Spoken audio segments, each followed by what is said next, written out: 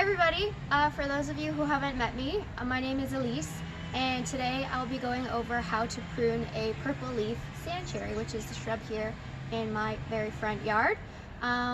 Late winter, early spring is actually a really great time for pruning a purple sandcherry. We're getting to it before the foliage has emerged, which gives me a really great advantage of great visibility, so I'll be able to see exactly what I'm doing, and it'll help me identify which parts of the plant I need to take out. We're also getting to it at a point where it's going to have enough time to rejuvenate and recover and still be able to produce a lot of blooms in the spring. So I'm pruning this particular shrub for a few different reasons. The first is, like I mentioned earlier, it is a flowering shrub, so by pruning it, we're going to be encouraging new growth that will produce more blooms, hopefully this season, and even more blooms next season. Another reason for pruning this particular shrub is that it has really beautiful, deep, sort of purple burgundy foliage, and new growth is going to have an even more vibrant color. So again, by pruning it, hopefully we're going to be encouraging a lot of new growth, and that new growth will have even more striking color.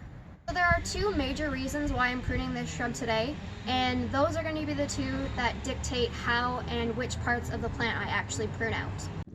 So the first reason is that this shrub is really not in the best location for its overall mature size. As you can see, it's right up next to the sidewalk, and on the other side, it's right up in our driveway. So pruning today, hopefully we're going to control the spread into the driveway and over onto the sidewalk. Every time a person comes by and brushes by the shrub, they're breaking branches, and each of these broken branches are potential points of entry for pests and disease, so we want to try to eliminate that as much as we can. And the second and final, most important reason why I'm pruning this shrub today is it's a fairly mature shrub that, to my knowledge, has never been pruned properly, and it has a lot of issues in the way that it's currently growing, and we're going to take a look at those a little bit later. But for now, we're going to talk about the tools that I'll be using to prune this shrub. So I'll be using two different tools today. As I said earlier, this is a fairly mature shrub, and some of the branches we're going to be taking out are pretty large in diameter, so I'm going to be using a pair of bypass pruners or loppers. They look like they're in pretty bad condition, but my dad actually just sharpened them for me for this assignment, so I should be able to get some really nice clean cuts. Bypass pruners, as everyone in this group knows, are what you want to be using on live wood, whereas anvil pruners you would use on dead wood. So the second tool that I'll be using today are my brand new pair of Felco hand pruners. They're also a bypass pruner. They were a Christmas gift this year, and this is actually going to be the first time I use them, so I'm very excited. They're very sharp, as they've never been used before, so I should be getting some very nice clean cuts with these.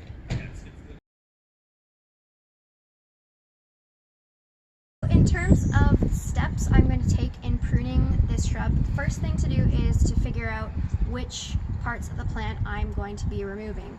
I'm going to be following the 4 Ds, so that's removing anything that's dead, damaged, detrimental, or diseased. So let's take a look. We can see here, if you look closely, there are lots of dead little bits, like this is all dead.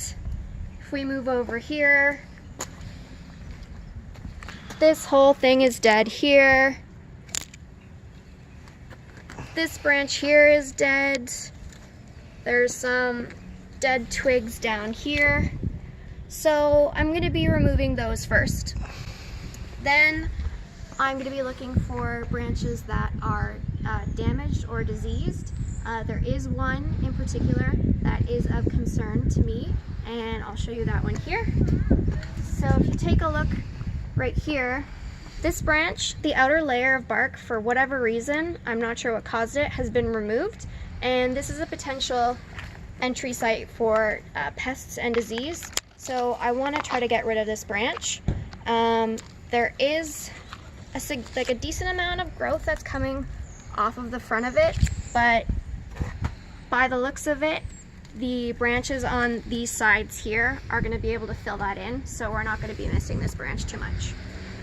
Okay, so in terms of branches that are considered detrimental, in this case it would be branches that are crossing over and causing rubbing.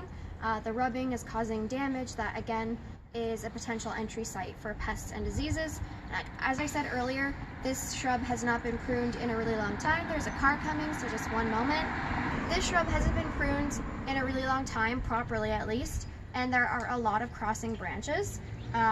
So many that if I were to remove all of the crossing branches, I'd be taking out more than 1/3 of the overall growth, which, as everybody in this class knows, you're not supposed to remove more than 1/3 of the overall growth of the plant at one time. So removing these cross branches is going to be a process that takes a couple of years. So on this side of the plant is where we have the majority of our crossing branches. If you come a little bit closer, you can see there are just a whole whack of them. I mean, they're absolutely everywhere.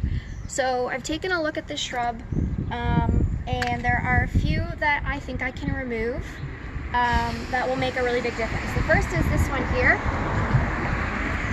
So first off, this branch, you can see here where it's actually causing some rubbing here, and further down there's more rubbing happening here where the branches are crossing.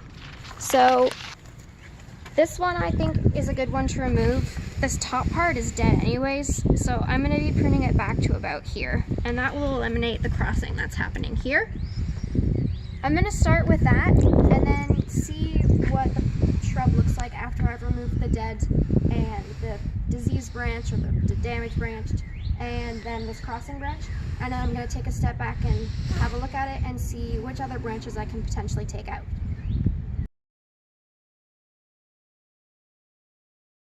So as I showed you earlier, there are a lot of little dead bits intermingled in this plant, so I'm not going to show you me pruning all of them. I'm just going to show a select few. So first thing, if you're not sure if a plant or a branch is actually dead, you can just test a little.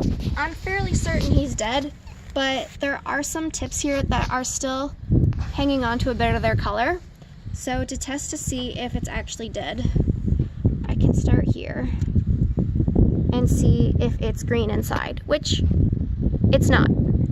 Going further down the branch, still no green. There is a little bit of a red shoot here, so there's a good chance that from here back there's actually still some living tissue.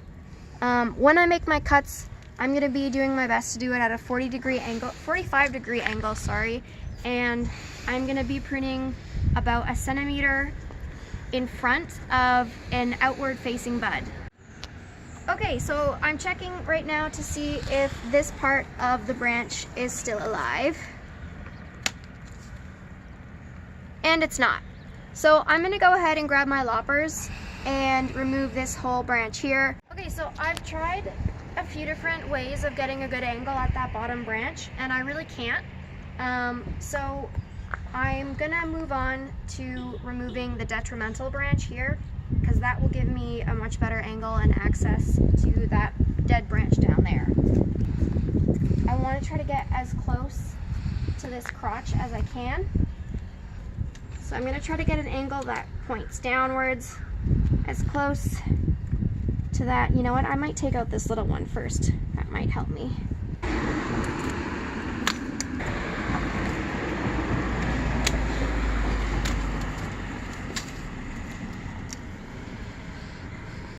Alright, so I'm going to try again to get a good angle on this dead branch down here, as close as I can.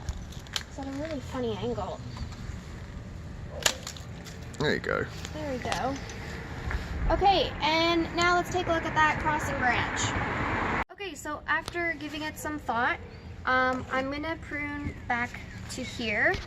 There is some growth, some living growth on this branch here, and in a few seasons from now, once I've gotten rid of the rest of these crossing branches, there might not be a lot headed in this direction, so I'm gonna leave this one so it can fill in this area. So I'm gonna try to get in here now. There we go. So there's that one out.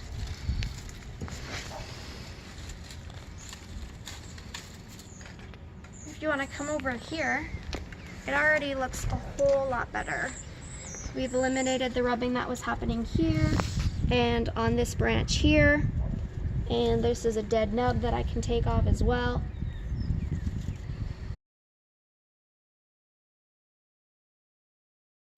Okay, so we've looked at the 4 steps that you would use in determining which branches to remove when you're pruning.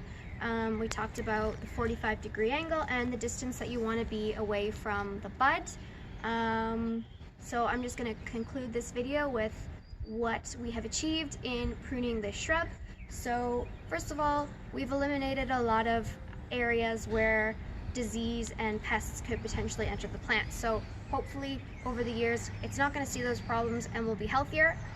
We've done some pruning in areas that will encourage new growth, so our plant will have more healthy foliage and hopefully a lot of spring flowers in mid-spring this year and next year.